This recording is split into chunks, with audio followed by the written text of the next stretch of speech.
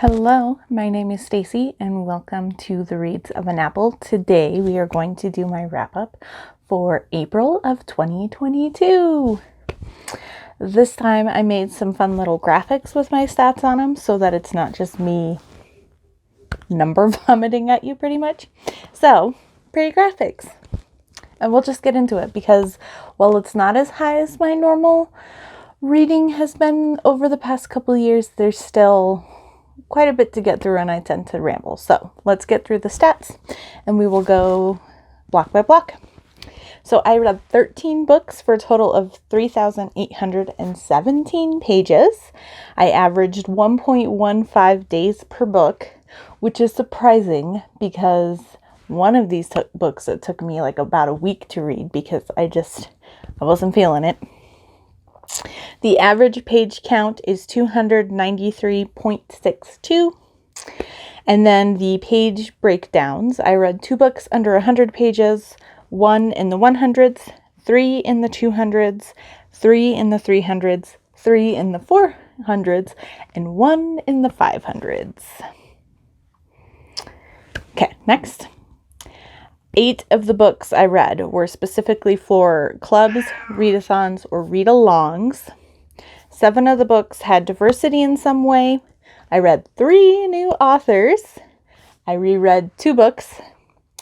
And then I have 3 books that I owned in paperback and 5 that I added to my wish list. Technically 6, but I already purchased one. So it's now 5. And then I also, kind of matching that, I read 3 books in paperback and 10 books in ebooks. For publication, 6 of the books I read were published traditionally and 7 were indie published. And then the decades I read in, I read 1 book from the 1990s, 8 from the 2010s, and 4 from the 2020s. My average rating for everything was 4.38 stars. I had 3 5 stars, 5 4.5 stars, 4 4 stars, and 1 3.5 star. And then my final breakdown I have is genres. So I read 7 contemporaries, 4 YA fantasies, 1 historical, and 1 urban fantasy. All of these are either romance or have romance components. I also have 1 screaming kitty. Hey. You want to say hi? Hi. Look at you all pretty in the light. Nice. You're just gonna nip her? What are you doing? You stopped screaming because I touched you, huh? Uh-huh. There you go. Okay. And then I also have been, this year I decided to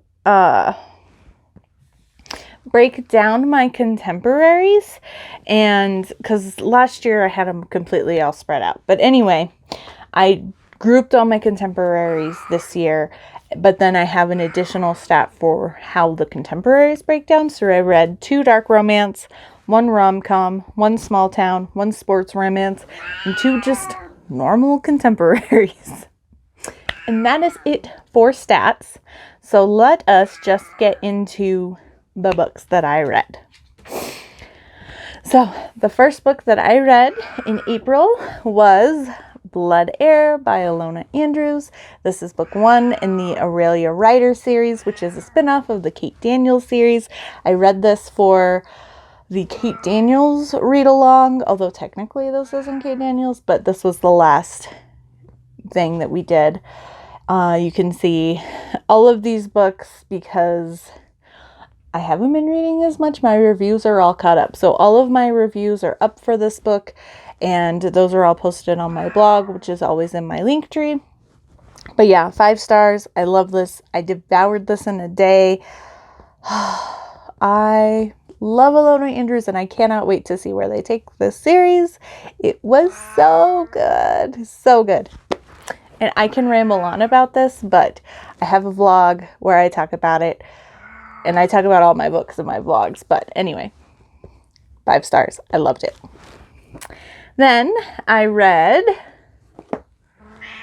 Parks and Provocation by Juliet Cross. I received this as an ARC because I'm a member of her Patreon. And then this was the one book that I added to my wish list and bought because as soon as the paperback version came, I ordered it. I also gave this 5 stars. This is her first official published contemporary romance, enemies to lovers, second chance-ish, which are 2 genres or 2 tropes that I don't usually work for me, but I absolutely loved this. It was so great, and I love this, and I can't wait for her next contemporary publication. This was also published through Smarty Pants Romance, so this is technically book 2 in the Green Valley Heroes series, but book 1 was by Kilby Blade, so this is a multi-author series, but I'm excited, and I loved it. Okay, then, because I was in a little bit of a book hungover, I reread my first book, and I picked up Written on His Skin by Simone Stark. This is a little novella. It is about a curvy vet in Boulder, here in Colorado, and she gets tasked by a friend to write a letter to military overseas, and she gets paired with Rue, who is Cajun, Louisiana. He's Cajun from Louisiana, and he is like the captain of a special ops kind of a team, and it's their sweet little quick romance, and I like it.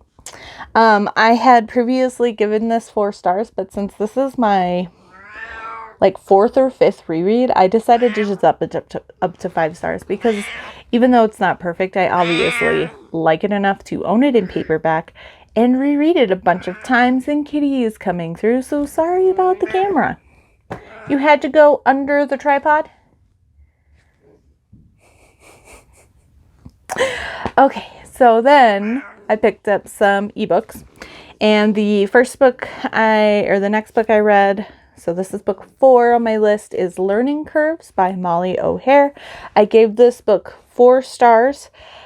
This was cute. This had a lot of representation for dyslexia and learning disabilities, and in it our heroine is a teacher who is a special education teacher, and she herself had grown up with dyslexia and learning disabilities, and she also, I think, double majored or something in psychology, so she can also be allowed to administer a lot of the tests that the kids take to see where their education is and how special, I don't really know the quite term for it, but how their education is when they get to a point where they can rejoin normal classes and things like that.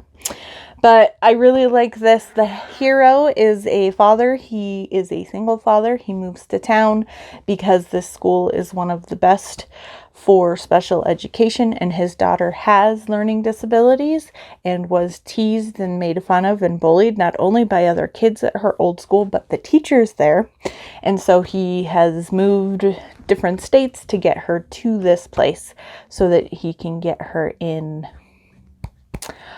this school. And there's a little bit of an enemies to lovers vibe, but kind of not very long.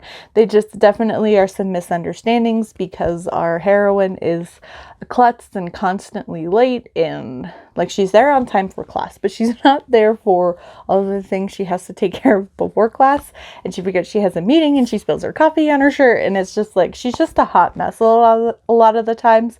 So there's definitely a wrong impression, and because of how the experiences his daughter went at the previous school, he gets very frustrated right off the bat because it seems like she doesn't care because she's late and she's not 100% done up, and she's got coffee stains, and she's a little bit of doesn't know how to hold her words back sometimes. But it was cute. I liked it. 4 stars. And then I picked up another Molly O'Hare, and this is the first book she's ever written. This was Hollywood Dreams, and this was Enemies to Lovers, 1000%. I gave this 3.5 stars. Enemies to Lovers is hard for me, and this one really, really was enemies to lovers. And while the hero said some pretty nasty things, it helped that while we were in his POV, in his brain, he's like, stop saying this. And he like couldn't control the words coming out of his mouth. And he was like so worked up by the situation. But I also kind of had issues with the heroine too, that was like instigating him. But for a first book, it was fine. And what it is a plus size heroine is trying to make it in acting. She gets a minor role on a movie film, and her hero is one of the top like bad guy action actors in the world pretty much. And their story starts when she accidentally walks in on his dressing room where he is doing the deed with somebody, and and she is so flustered, and she's holding the phone and papers and stuff, and so he jumps to conclusions because she's just standing there watching him with her phone in her hand, that he thinks that she's paparazzi or tabloids or something like that, and trying to get the next big scoop on him. And so he kind of freaks out at her and is trying to get her thrown off the set before he even realizes that she's actually is lost. But, the whole thing, I kind of ranted about it. So check out my blog if you want to know more. But 3.5 stars, this definitely felt like a first book. But I've enjoyed most of the books that I've read by Molly O'Hare, and I definitely want to continue going through her backlist. Then I started the SJM Along. This is organized by Jen, and she has a lot of various hosts that are helping her. And this will be running over a year, and this is going to be reading Sarah J. Maas's backlog in publication order.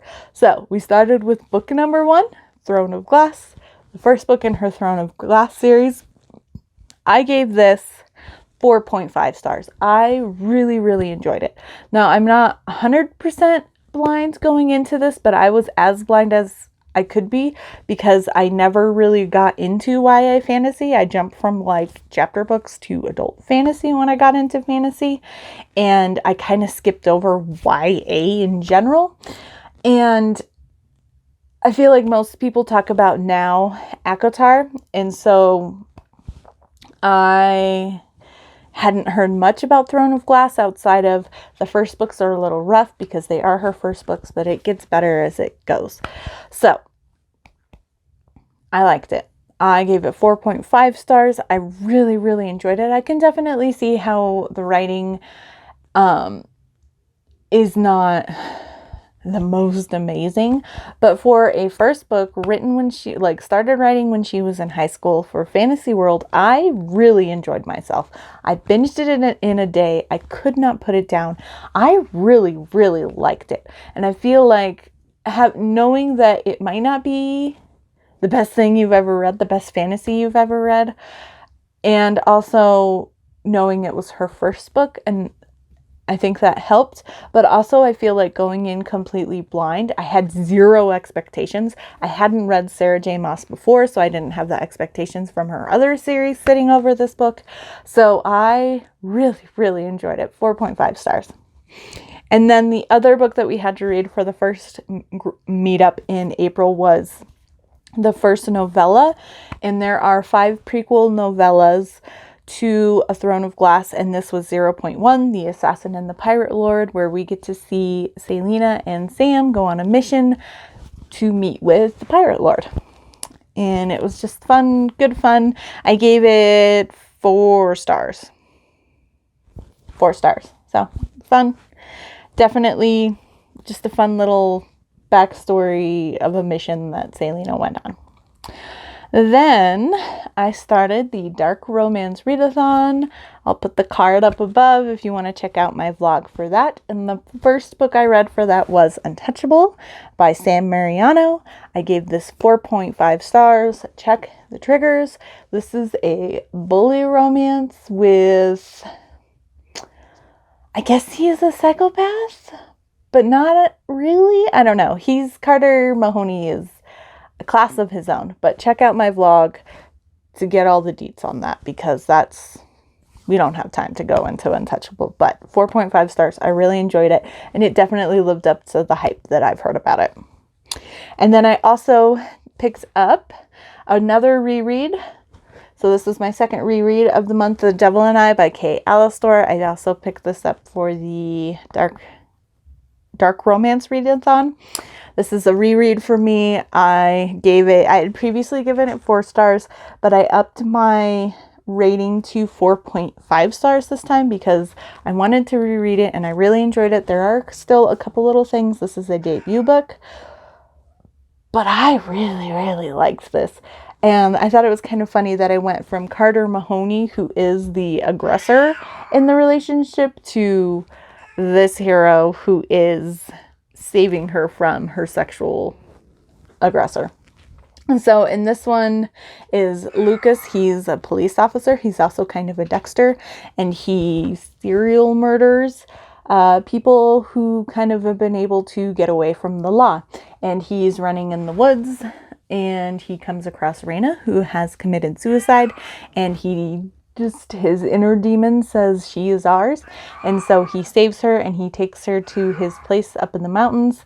And this is set in Toronto, I think. It's up in Canada. And he basically heals her both physically and emotionally. And I don't know why, but I love this book so much. It was so much fun rereading it. And I forgot some of the little pieces in it. And it just, I don't know, as someone who, while I haven't dealt with what she has dealt with, I am someone who has struggled with depression, and I was suicidal when I was very young. So this hit in some places, and I just really loved it, and I can do with a Lucas of my own. I'm just saying. And this was the last paperback I read in the month. My goodness. And then I picked up the Rake Appreciation Society book for the month, and that was Topaz by Beverly Jenkins. I gave this 4 stars. This is the book that took me 7 days to read. I tried to read it before the Dark Romance Readathon, and I just was struggling with the will to pick it up. I loved it. It's my favorite Beverly Jenkins so far. But while I was reading it, I was enjoying myself. I was all in. This was great. It was super funny. It had definitely like Western vibes, and more like old-timey Western vibes compared to the other books that I've read from her. But I just wasn't feeling the drive to pick it up. But once I picked it up and was reading it, it was fine. So I just was struggling. And then I put it down for the Dark Romance Readathon and then picked it up once I got through those. So 4 stars. I liked it. My favorite Beverly Jenkins so far. Then I picked up and I should mention, if you did not know, Rake Appreciation Society is hosted by Jen, the Book Refuge, and Crystal from Crystal's Bookish Life. It's all historical romance, and they do a book a month. And the live show is usually the 3rd Thursday of every month. And I love it. It's one of my favorite book clubs. And then I read Hard Hitter by Serena Bowen. This is the 2nd book in her Brooklyn Bruiser series, which is hockey romance. And this is between the captain of the team and the team's, she's a physical masseuse, and she's also like the yoga instructor. My goodness, she's like sitting on my feet here, meowing at me.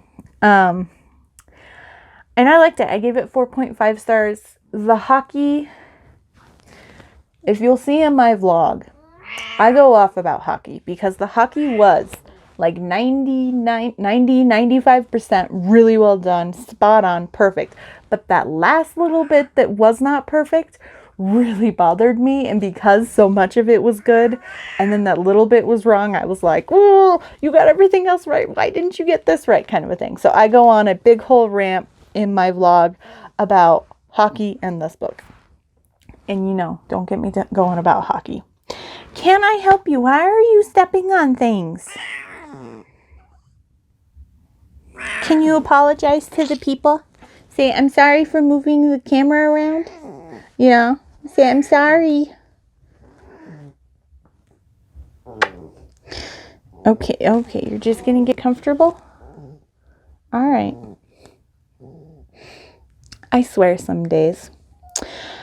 Okay, so the 12th book that I read for the month was Crown of Midnight. This was the second portion of the SJM along. This is the second book of Throne of Glass and continues our story, this time as Serena being the king's champion. I did not quite enjoy this as the first book. I felt like the first book had put my expectations at a point, and this book didn't quite meet it. There were parts that met it, but most of the book did not meet those parts. And I just really at that point had a strong dislike for Kale, and he doesn't do it for me. And I see a lot of character flaws in him, and he bothers me. But so we go. All right, let's finish off. So the last book I read was also the second book that we had to read for the second part of the SJM along. And that was the second prequel novella, so 0.2 in the Throne of Glass series. And that was The Assassin and the Healer.